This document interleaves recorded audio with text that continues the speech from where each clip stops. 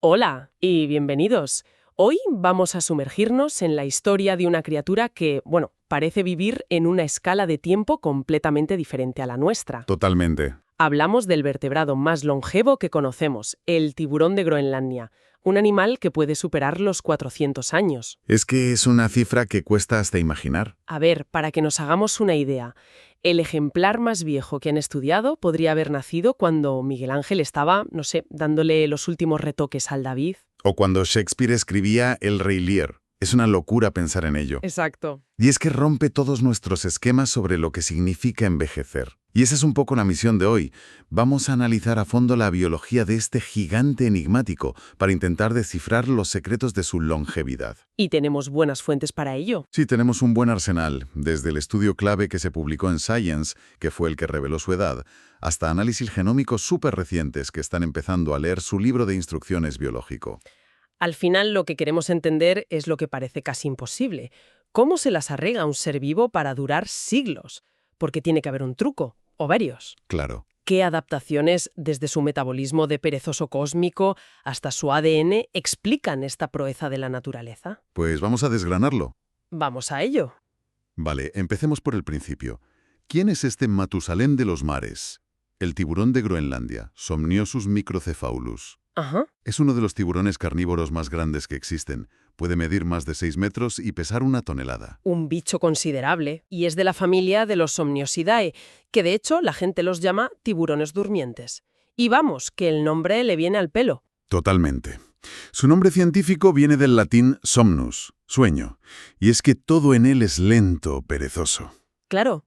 Para entenderlo hay que irse a su casa, las aguas heladas y oscuras del Atlántico Norte y el Ártico. Imagina un lugar a casi 3.000 metros de profundidad, Uf. con una presión aplastante y una temperatura que a veces está por debajo de cero. Vivir ahí es como vivir en un congelador. Ese entorno extremo es el que ha esculpido su biología, ¿no? Durante milenios. Exacto. Claro, ha dado forma a lo que has llamado vida a cámara lenta. Y es que es literal. Su velocidad de crucero es de unos 0,3 metros por segundo. Poquísimo. Para un bicho de 6 metros, eso es como moverse en slow motion. Y encima crecen menos de 1 centímetro al año. Menos de 1 centímetro. Y esto me lleva a una duda. Si es tan increíblemente lento, ¿cómo se las apaña para comer? Porque en sus estómagos han encontrado restos de presas muy ágiles como focas. Y esa es la gran pregunta que ha intrigado a los biólogos durante años. La teoría más aceptada es que es un cazador de emboscada, pero una muy particular. ¿A qué te refieres? Se cree que sorprende a las focas mientras duermen en el agua. Las focas, para evitar a los osos polares, a menudo duermen en la superficie del mar, y este tiburón, sigiloso y casi invisible en la oscuridad, se acercaría por debajo sin ser detectado. Vaya. Es una estrategia de sigilo puro, no de velocidad. Es como el asesino silencioso de las profundidades. Vale, pero ahora viene el misterio gordo. Si viven siglos y no tienen huesos, ¿qué es lo que se usa para datar a otros animales? ¿Cómo sabemos la edad que tienen? Claro, ese era el problema. No puedes contar los anillos de un tronco si el tronco es de cartílago. Miran las cicatrices, algún análisis químico de la piel. No se me ocurre cómo podrían saberlo con precisión. Es que durante mucho tiempo no se supo, era pura especulación, hasta que un equipo de científicos tuvo una idea absolutamente brillante, publicada en un estudio de 2016 que lo cambió todo. ¿Y cuál fue? La clave no estaba en los huesos, sino en los ojos. Utilizaron la datación por radiocarbono del núcleo del cristalino. Espera, ¿del cristalino del ojo? ¿Cómo funciona eso? Pues piensa en el centro del cristalino como una cápsula del tiempo. Las proteínas que lo forman se crean cuando el tiburón es todavía un embrión, y a partir de ahí se quedan tal cual.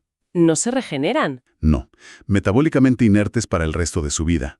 Así que conservan la firma química, la concentración de isótopos de carbono, del océano en el momento exacto en que nació el tiburón. Es un registro de nacimiento perfecto. Exacto. O sea que cada tiburón lleva su propio certificado de nacimiento dentro del ojo. Es increíble. Pero ¿cómo calibras eso? ¿Cómo sabes a qué año corresponde una firma de carbono concreta de hace 300 años? Pues aquí es donde la historia se vuelve aún más fascinante. Porque usaron nuestra propia historia para hacerlo. A ver. Utilizaron el llamado pulso de la bomba. El pico masivo de carbono 14 que liberamos en la atmósfera con las pruebas nucleares de los años 50 y 60. Ah, claro. Ese carbono 14 entró en la cadena alimentaria marina, así que buscaron ese marcador en los cristalinos de los tiburones. Y solo lo encontraron en los más jóvenes, supongo. Exacto. Justo. Solo lo encontraron en los ejemplares más pequeños y jóvenes. Eso les dio un punto de referencia temporal perfecto para calibrar sus modelos y datar a los más viejos, los que nacieron mucho antes de la era atómica. ¡Qué ingenioso! Fue un método ingeniosísimo y los resultados fueron para caerse de espaldas. El tiburón más grande que analizaron, una hembra de unos 5 metros, Ajá. tenía una edad estimada de 392 años, con un margen de error de 120 años. O sea que fácilmente podría tener más de 500. Podría. Y lo más alucinante vino después. Calcularon que las hembras no alcanzan la madurez sexual hasta que tienen como mínimo 156 años. ¿156 años? Es que es imposible no pararse a pensar en esto. Ya, para cuando una de estas hembras puede tener su primera cría, la humanidad ha pasado de los coches de caballos a explorar Marte. Es otra escala de existencia. Totalmente. Cambia por completo nuestra perspectiva sobre los ciclos de vida en el reino animal. Vale, para poder vivir 400 años y tardar siglo y medio en poder reproducirte, tu cuerpo tiene que tener una serie de superpoderes. Desde luego. Entiendo lo del metabolismo bajo para ahorrar energía, pero el frío y la presión por sí solos deberían destrozar las células. ¿Tienen algún tipo de anticongelante biológico o algo por el estilo? Es una muy buena forma de verlo. Tienen un cóctel químico muy especial en sus tejidos. ¿Ah, sí? Contienen altas concentraciones de urea, como muchos tiburones, pero también de una molécula llamada óxido de trimetilamina, o TMAO. TMAO. Sí, y aquí está la clave. Piensa en el TMAO como un escudo molecular. La urea en sus tejidos es como un disolvente que quiere desmontar las proteínas, y el TMAO las envuelve y las protege. Las mantiene estables. Mantiene todo estable, tanto contra la química interna como contra la presión externa aplastante de las profundidades. Y es esa química la que los hace tóxicos si te los comes, ¿verdad? Exacto. La carne fresca es venenosa, por eso en Islania, para poder consumirla, la someten a un proceso de fermentación y secado que dura meses. De ahí sale el famoso jácar, El famoso y peculiar jácar.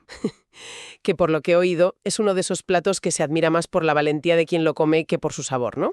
Se podría decir que es un gusto adquirido. Todo por culpa de esa química tóxica. Pero esa química es uno de los pilares de su longevidad.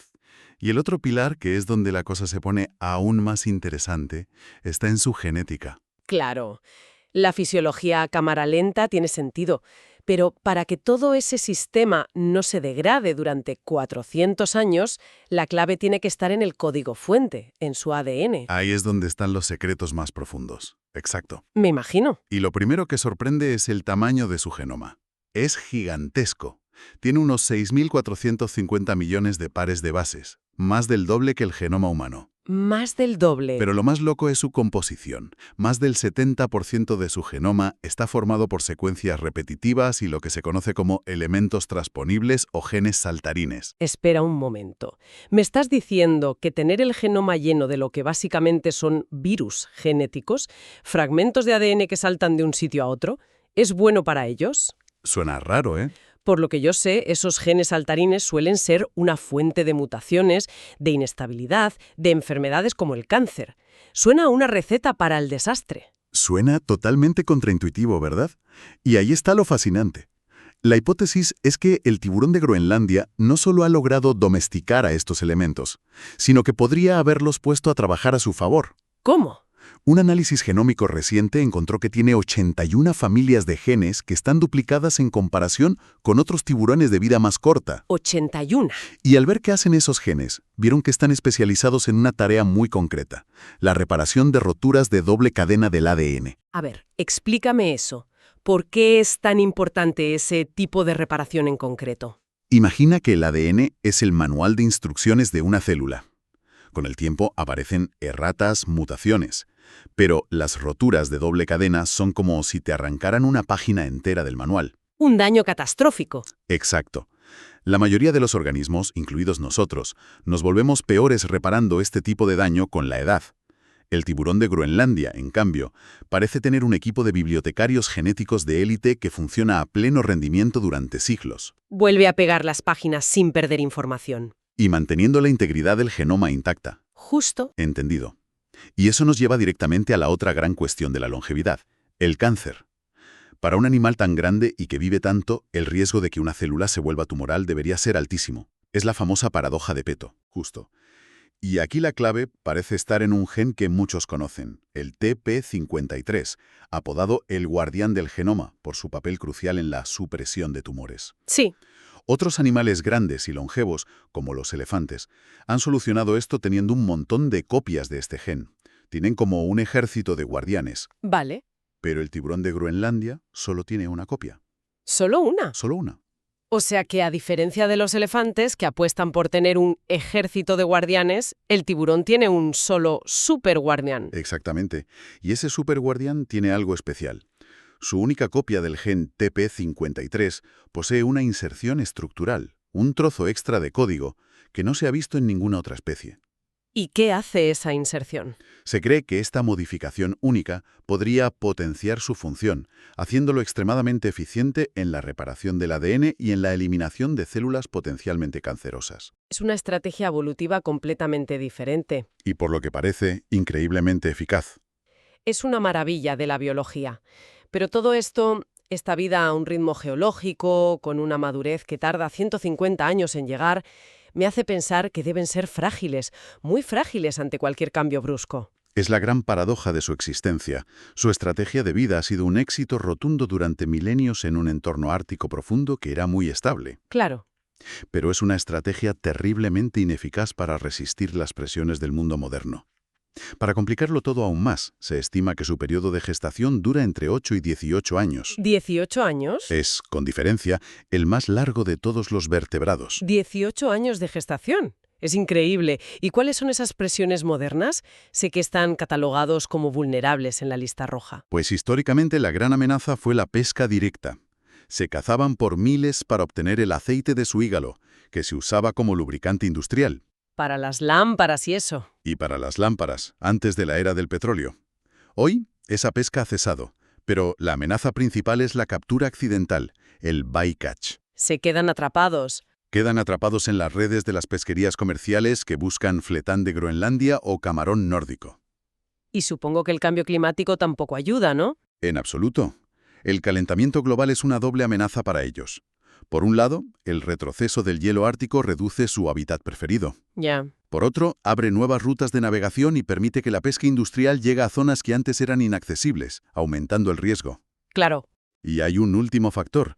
Su longevidad los convierte en acumuladores perfectos de contaminantes. Los metales pesados y otros tóxicos que vertemos al mar se acumulan en sus tejidos a lo largo de los siglos. Vaya. Se convierten en una especie de centinela que nos cuenta, a través de la química de su cuerpo, la historia de la contaminación del Ártico. Resumiendo un poco todo lo que hemos explorado, estamos ante un ser que es casi un milagro biológico, un maestro de la vida lenta que, a lo largo de la evolución, ha perfeccionado la reparación de su propio código genético. Sí. Y ha desarrollado una resistencia asombrosa a las enfermedades del envejecimiento.